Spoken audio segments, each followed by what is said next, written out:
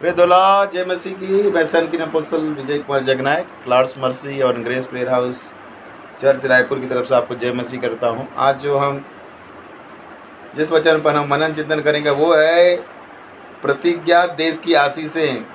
ये मिलता है हमको व्यवस्था विवरण अध्याय 11 पद संख्या 8 से 32 तक इसमें देखेंगे। इस कारण जितनी आज्ञाएं मैं आज तुम्हें सुनाता हूं उन सबों को मानना, इसलिए कि तुम सामर्थ्य होकर उस देश में जिसके अधिकारी होने के लिए तुम पार जा रहे हो प्रवेश करके उसके अधिकारी हो जाओ। परमेश्वर की आज्ञा मानने से हम क्या होते हैं? सामर्थ्य होते हैं। और जो देश है, जो घर है, जहाँ भी हम जाते हैं उसके हम अधिकारी हो जाते हैं। इसका हो जाएंगे ऐसा वादा परमेश्वर का है। और उस दिन में बहुत दिन रहने पाओगे जिससे तुम्हें और तुम्हारे वंश को देने की शपथ यहोवा ने तुम्हारे पूर्वज से खाई थी, और उसमें दूध और मधु की धाराएं बहती है। देखो, जिस देश के अधिकारी होने को तुम जा रहे हो वह मिस्र देश के समान नहीं है, जहाँ से निकल कर आए हो, जहाँ तुम बीज बोते थे और हरे साग के खेत की रीति के अनुसार अपने पाँव से नालियाँ बनाकर सींचते थे। परंतु जिस देश के अधिकारी होने को तुम पार जाने पर वह पहाड़ों और तराइयों का देश है और आकाश की वर्षा से जल सींचता है।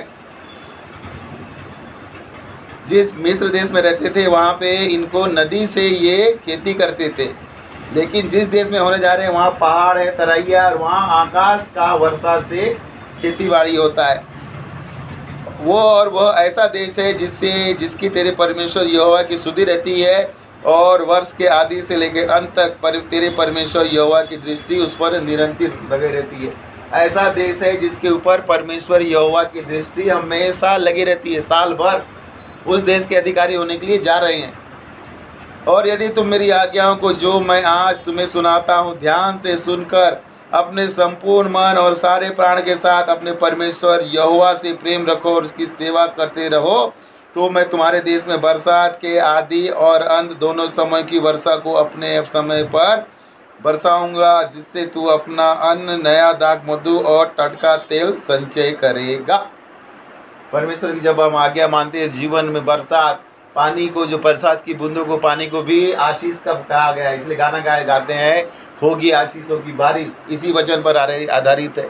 ऐसी बारिश होगी कि आपको किसी भी चीज़ की कमी घटी नहीं होगी, ना आपकी भविष्य की कमी घटी होगी, ना आर्थिक, ना मानसिक, ना शारीरिक, किसी प्रकार की नहीं। और साल भर आप हरे भरे रहोगे। इसका वादा परमेश्वर ने किया है। और मैं तेरे पशुओं के लिए तेरे मैदान में घास उपजाऊंगा और तू पेट भर खाएगा और संतुष्ट होगा। यहाँ तक कि हमारे पशु भी संतुष्ट होंगे और हम भी कभी भूखे नहीं रहेंगे। इसलिए अपने विषय में सावधान रहो, ऐसा न हो कि तुम्हारा मन धोखा खाए और तुम भगकर दूसरी देवताओं की पूजा करने लगो और दंडवत करने लगो। इसलिए क्या रहना? सावधान रहना। सावधान रहना। जिस देश में हम जा रहे हैं, जिस जगह में, कहीं हम नए जगह जा रहे हैं, कई नए लोगों के बीच में जा रहे हैं, तो हमको सावधान रहना है, उसकी संगति में नहीं डलना है। और यहोवा का कोप तुम पर भड़के और वह आकाश की वर्षा बंद कर दे और भूमि अपनी उपज ना दे, और तुम उस देश में जो यहोवा तुम्हें देता है शीघ्र नष्ट हो जाओ। अगर परमेश्वर से हम दूर हो जाएंगे तो उसका कोप भड़के और वो क्या करेगा? आकाश की वर्षा बंद हो जाएगी, भूमि अपना उपज देना बंद हो जाएगा, तो उत्तम देश से हम शीघ्र नष्ट हो जाएंगे। कई लोगों के परिवार में मौत हो जाती है, मौत लगातार होती रहती है, उनके जीवन में आर्थिक समस्या आती है। क्यों? कि परमेश्वर का कोप आता है। वो पराये देवता की उनके जीवन में देखोगे कि परमेश्वर से दूर हो जाते हैं। इसलिए तुम मेरे ये वचन अपने मन और प्राण में धारण किए रखना और चिन्ह के रूप में अपने हाथों पर बांधना, और ये तुम्हारी आंखों की मध्य टीके का काम दे। वचन को मन और प्राण में और चिन्ह के रूप में अपने हाथों में बांधना और तुम्हारी आंखों के मध्य टीके का काम दे रखना। और तुम घर में बैठे मार्ग पर चलते लेटते इनकी चर्चा अपने बच्चों को सिखाया करना। क्या जिम्मेदारी दिया है? घर में बैठे और मार्ग में चलते अपने बच्चों को सिखाना। क्या सिखाते हैं? कोई नहीं बताता परमेश्वर का वचन क्या है। मोबाइल पकड़ा देते हैं सब घर में, जिसके पास मोबाइल है। कोई बच्चों को नहीं सिखाते कि कैसे प्रार्थना करना है, कैसे परमेश्वर ने हमारे लिए काम किया। यहाँ तक कि पास्टर गुरु के घर में भी कई घरों में नहीं होता है, जबकि इसकी बातें वास्तव में लिखी गई है। और इन्हें अपने घर के चौखट के बाजुओं में और अपने फाटकों के ऊपर लिखना। चौखट में हम लोग क्या लगाते हैं? कई घरों में तो पति पत्नी का और घर के लोगों का ही फोटो भरा हुआ है। वचन नदारत है, और है भी तो वो मूर्ति पूजा वाला, जिसमें यीशु भाई का फोटो बना हुआ है, ऐसा वचन लगा हुआ है। यहाँ क्या लिखा है? वचन को लगाओ।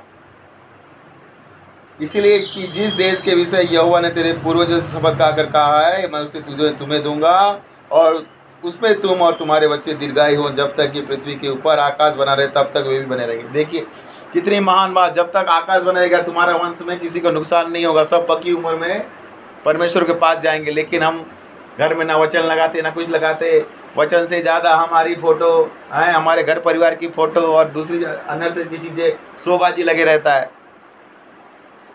इसलिए यदि तुम इन सब आज्ञाओं के मानने में जो तुम्हें सुनाता हूँ पूरी चौकसी करके अपने परमेश्वर यहोवा से प्रेम रखो और उसके सब मार्गों में चलो और उससे लिपटे रहो। प्रेम रखना है परमेश्वर से, उसके मार्गों में चलना है, उससे लिपटे रहना है, तो यहोवा उन सब जाति को तुम्हारे आगे से निकाल डालेगा और तुम अपने से बड़े और सामर्थी जातियों के अधिकारी हो जाओगे।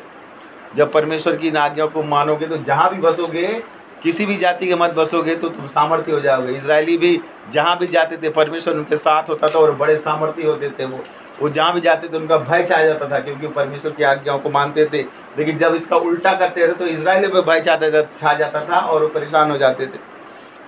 जिस स्थान में तुम्हारे पाँव के तलवे पड़े वे तुम्हारे हो जाएंगे, अर्थात जंगल से लेके लाबोन तक और परात नामक महानद लेके पश्चिम से समुद्र सीमा तक। जब परमेश्वर की आज्ञा को मानोगे, उसको लिपटे रहोगे, तो जहाँ जहाँ पैर रखोगे वो जमीन तुम्हारी हो जाएगी। जिस क्षेत्र में हम हाथ डालेंगे, जो काम करेंगे, वो सब में परमेश्वर हमको सफलता देगा। और सबसे बड़ी बात 25 वचन में क्या लिखा है, तुम्हारे सामने कोई खड़ा भी न रख सकेगा, क्योंकि जितनी भूमि में तुम्हारे पाँव पड़ेंगे उन सब रहने वाले के मन में तुम्हारे परमेश्वर यहोवा अपने वचन के अनुसार तुम्हारे कारण उनमें डर और थरथराहटपन करेगा। हमारे सामने कोई खड़ा नहीं हो पाएगा, लेकिन शर्त क्या है, परमेश्वर से प्रेम करना, उसके मार्ग में चले रहना, चलना, उससे लिपटे रहना। और तो क्या परमेश्वर क्या करेगा, जहाँ पैर रखोगे, जिस क्षेत्र में हाथ करोगे उस क्षेत्र में सफलता मिलेगी और कोई तुम्हारे सामने खड़ा नहीं हो पाएगा। परमेश्वर अपने वचन के कारण उनके मन में तुम्हारे लिए डर और ठठाठ उत्पन्न कर देगा।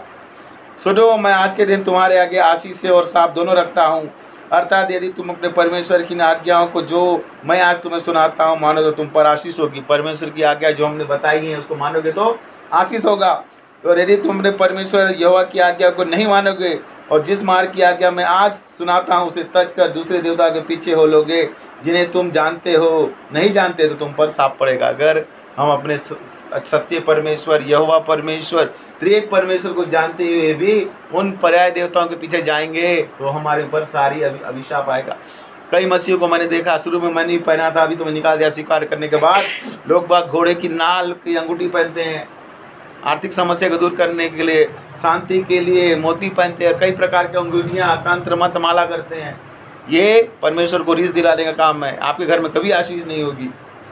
और जब तेरा परमेश्वर यहोवा तुझको उस दोष से पहुँचाए जिसके अधिकारी होने को तू जाने पर है, तब आशीष गिरजिम पर्वत से और साप एबाल पर्वत से सुनाना। क्या वे यर्दन के पार सूर्य अस्त होने की और अरबा के निवासी कनानियों के देश में गिलाल के सामने मोरे के बांज वृक्षों के पास नहीं है? तुम तो यर्दन पार इसलिए जाने पर हो कि जो देश तुम्हारा परमेश्वर यहोवा तुम्हें देता है उसके अधिकारी हो जा और तुम उसके अधिकारी होकर उस पर निवास करोगे। इसलिए जितनी विद्या और नियम मैं आज तुम्हें सुनाता हूँ उन सबको मानने में चौकसी करना। तो जितनी आगे परमेश्वर से बनी है उनको अपने चौकसी करना है, इसीलिए तुम उस जगह के अधिकारी हो जाओगे। हम उस जगह के अधिकारी हो जाएंगे जिसकी वाचा, जिसका दर्शन परमेश्वर ने हमको दिया। शर्त एक ही है, परमेश्वर के मार्ग में चलना, उससे प्रेम करना और नियम को मानना, सावधान रहना, चौकसी करना, अन्य पराय देवताओं की पूजा आराधना नहीं करना और उनके संगति में मिलकर उनके जैसे नहीं होना। यही शर्त है। और पूरे बाइबल में परमेश्वर की यही शिकायत है कि मेरे लोगों ने मेरी निज प्रजा ने मुझे छोड़ दिया, मुझे त्याग दिया, पराय देवताओं की पूजा की जिसको नहीं जानते। मैंने मिस्र से निकाला, मेरे चमत्कारों को, आश्चर्य कर्मों को भूल गए और जिनको नहीं जानते तो उनकी सेवा की, उनकी आराधना की, उनके अनुसार हो गए। तो उनके लिए जिन्होंने उनको नहीं माना उनके जीवन में शाप आया और जिन्होंने माना उनको आशीष मिली। आज भी ये वचन हम सब पे लागू होता है। इन वचनों को मानिए और इनके अनुसार चलिए। प्रथम स्थान त्रिएक परमेश्वर को दीजिए, उसके बाद देखिए आपके जीवन में, हमारे जीवन में क्या आशीष आती है। तो आज का यही वचन यहीं तक है। इसको पढ़िए, मनन चिंतन करिए और त्रिएक परमेश्वर हम सबको आशीष दे। और जो हम लास्ट में बोलते हैं, लाइक कीजिए, सब्सक्राइब कीजिए और शेयर कीजिए। और जो हम चर्च बना रहे हैं, प्रभु खुद बना रहा है, नाम हमारा, और उसके जो डोनेशन देना चाहते दीजिए। और नहीं तो प्रार्थना कीजिए, धर्मी जन की प्रार्थना से बहुत कुछ हो सकता है। सबको जय मसीह, शालोम, praise the lord, praise the lord, praise the Lord.